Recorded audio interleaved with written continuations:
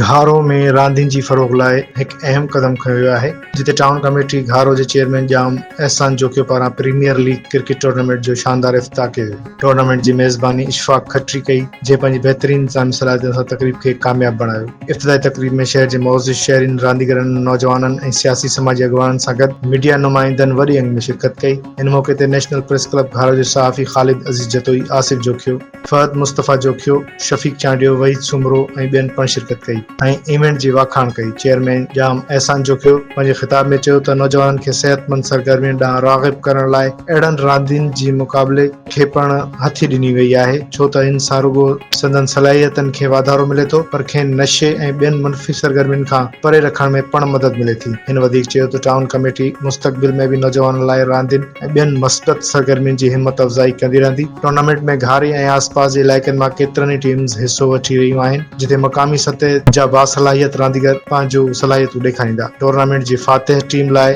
Trophy ऐं नक़द इनाम रखियो वियो आहे, जॾहिं त नुमाया कारकर्दगी ॾेखारींदड़ रांदीगरनि खे पिणु ख़ासि इनाम ॾिना वेंदा।